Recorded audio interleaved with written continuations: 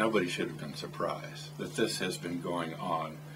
at least since FDR, when he put pressure on the IRS to take closer looks, to audit more heavily tax returns submitted by opponents of the New Deal. President John Kennedy had something called the Ideological Organizations Project, in which he instructed the IRS to take closer looks to conservative groups who were critical of some of his policies. And the most famous example, of course, is President Richard Nixon, who had an enemies list,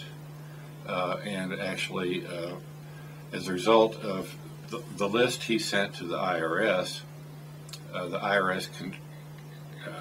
created within the Bureau something called the Special Services Staff, who took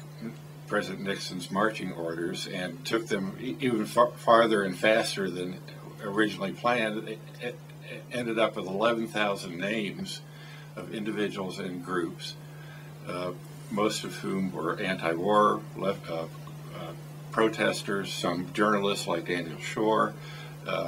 and other opponents of Nixon's policies were singled out for special attention and audited, had their tax return audited as a way of, the president fighting back against his opponents.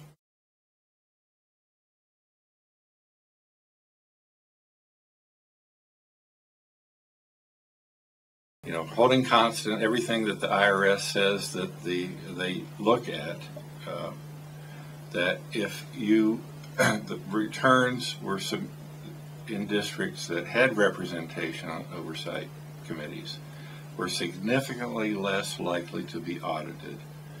than returns with the same characteristics from districts that had no such representation. So that is evidence of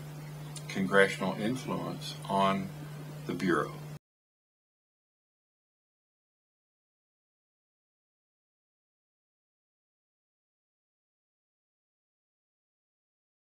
The Bureau marches to the tune of Capitol Hill, and if the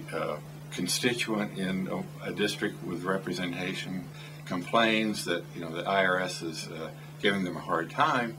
complains to their senator or congressman, the congressman's going to get on the telephone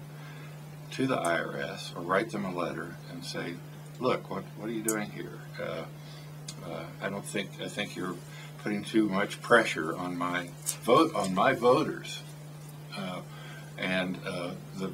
IRS responds to that. Every bureau responds to the preferences of the members of the oversight committees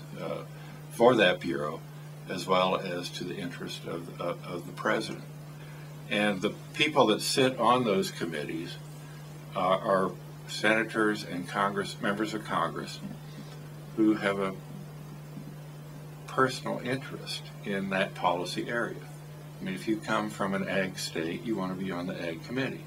If you come from a maritime state, you want to be on the maritime committee, because the actions of the Bureau,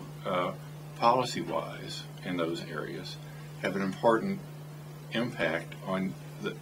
your own re-election prospects.